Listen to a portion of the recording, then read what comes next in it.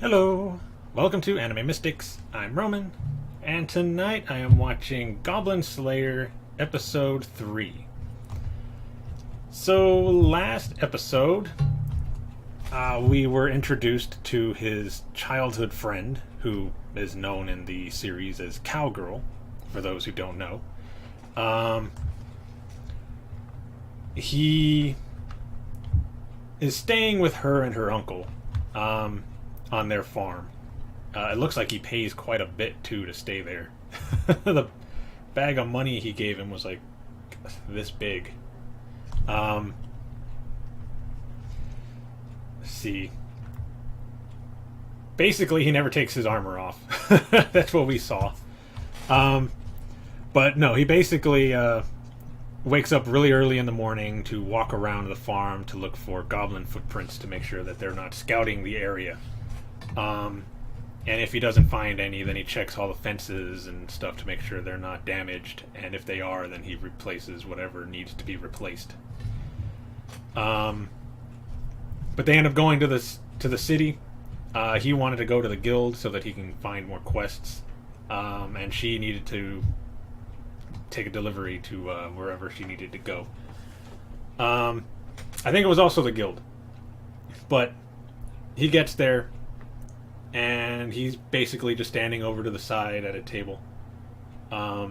He doesn't rush to find his quests because nobody likes taking goblin quests except for newbies, since the pay is really bad. In fact, we do see somebody setting up a quest. An old man who was trying to get an adventurer down to his village to keep goblins from stealing and eating his livestock, and he had very little money. No gold coins. It looked like copper and something else, but not a lot. Not something a experienced adventurer would want to take. In fact, I think actually a porcelain ranked group end up taking the quest. But anyway, we see that not everybody in the guild actually thinks highly of the Goblin Slayer. In fact, they were questioning whether he should even be a silver ranked adventurer. A couple of the porcelain ranked people were saying how filthy his armor was, and that their equipment was a lot better.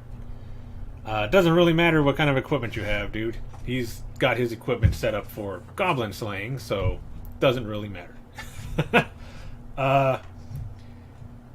He meets up with the priestess, who actually walks up to him because he's just like standing over by a table. So she walks over to him and starts asking him, or basically saying, can we not throw flammable liquid into a cave and set it on fire? Can you at least think of the consequences of stuff like this?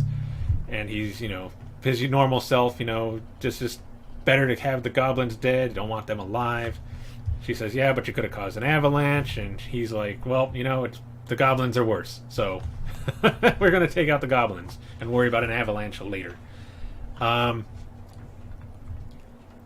then he starts quizzing her on when they should attack goblins, like what time of the day and why. And then when everybody clears out of the guild, he then goes over to the guild girl and asks if there's any goblin quests, which there were 3. The one that was just set up, another one for another small village, I think. I can't remember exactly what it was. And then a fort over in the north where some goblins had taken up residence and actually kidnapped the sister of the person who set up the quest. And they said, or she tells them that a wandering adventurer went down there and they hadn't heard from them.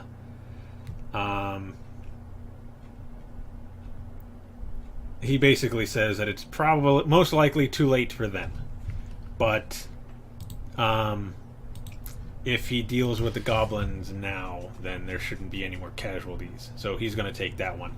But then asks if anybody else took a quest for goblins. And that's when she tells them that a porcelain ranked group did take the one to the south. And he asks what their party was. And let me see, she says a warrior, a priest, and a wizard. Just 3. Which priestess is like, look, we gotta... They can't handle it if it's the group that I saw here earlier. My party had 4, and we all got... Well, they all got wiped out, basically. 2 of them got killed. One of them is... she's messed up mentally now because of what happened. And, well, she's fine, but... I mean, priestess is fine, but... she knows what goblins can do, so... She's saying that they need to go over there and help them. And Goblin Slayer is telling her, if you want to go help them, go ahead and do it. But I'm going to the fort in the north to take care of the goblin infestation there. Nothing she said was getting through to him, so she eventually caved and went with him to the north. Where you learn all about his backstory, why he is the way he is. Basically, a horde of goblins invaded his village, killed everybody, his family, his friends, everybody in the village, and then not just that, but they took his sister, not really took her anywhere, but they grabbed her, raped her, killed her, and he witnessed everything. He was hiding under the floorboards, holding his breath to make sure that they wouldn't hear him. So, yeah, he's got a vendetta against the goblins. And has actually called himself... he actually said that he is basically a goblin to the goblins. He comes back and he just gets better and better. Like how a goblin, if they get away from being exterminated, like one gets away, they're going to learn from the experience and get better and better until they become leaders and guards and stuff like that, which he gets into in his discussion about, his hypothetical discussion about what if monsters attacked your village, stuff like that. And they just completely wiped out all of the goblins in that fort. He was at a distance firing arrows that were lit on fire, setting the whole thing ablaze. Killing goblins at the same time, despite how far away he was. Every arrow was hitting a goblin. And then when the place was on fire and he was almost out of arrows, they went closer, and Priestess had a new miracle, protection, which she used to block the exit to the fort so that the goblins would not be able to get out and burn to death, which she doesn't like. It's supposed to be a spell that protects your allies by blocking them from any attacks, and she's using it to keep people in to kill them. I mean, you're still technically protecting people by killing the goblins, but still. She doesn't like the way it's being used. But, I mean, you're with the Goblin Slayer, so you're going to have to deal with it. Because he's going to have you use your spells in ways that you probably don't expect them ever to be used. And then it starts to rain, and he's like, okay, well, we don't have to put out the fire to the fort, so once it goes down, we're going to go and look for any survivors, and we are going to kill them all, because he's not going to let any goblin escape.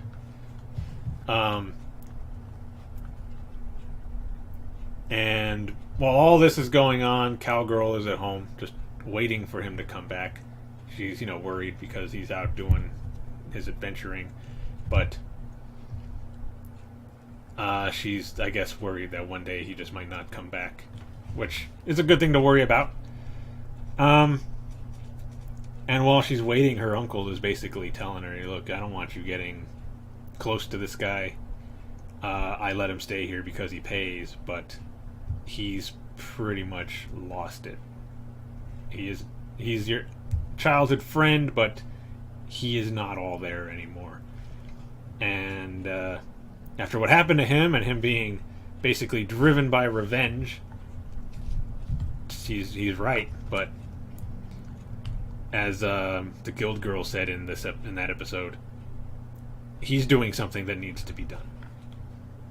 Everybody might judge him because he takes on quests dealing with weaker enemies, technically weaker enemies, but somebody has to do it, and he's the one that does it.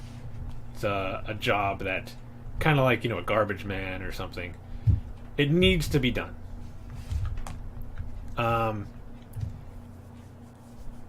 then afterwards they show him walk back into the guild, probably to get his reward.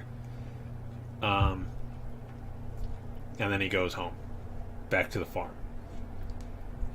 And then we get an after credit scene showing a bard actually singing a song about Goblin Slayer, and I guess one of his quests, saving a princess. And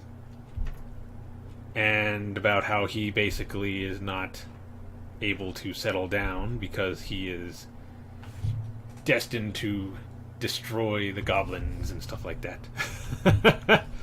Because I guess the princess was into him, so he saved her, and usually that's what happens in a story like that. You save the princess, and you end up getting married and stuff like that. But not for the Goblin Slayer. He's off again killing goblins.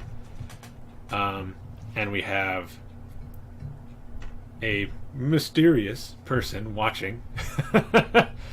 And she walks over to the bard and asks if that adventurer actually exists. And he says, yeah, he exists. He's to a frontier town over, I think, to the west or something like that. 2 or 3 days from here. She takes off her hood, and she's an elf with 2 other party members, and they're looking for him. So, yeah. That is pretty much what is going to take place in this episode. They're going to meet up with him. There we go. So let's get into this episode, because I have been looking forward to it all week. Come on, you. There we go. All right. What volume do I got this at? That's good.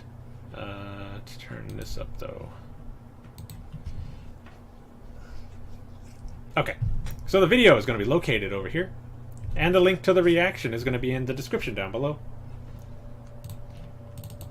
And we're going to start this episode in 3, 2, 1.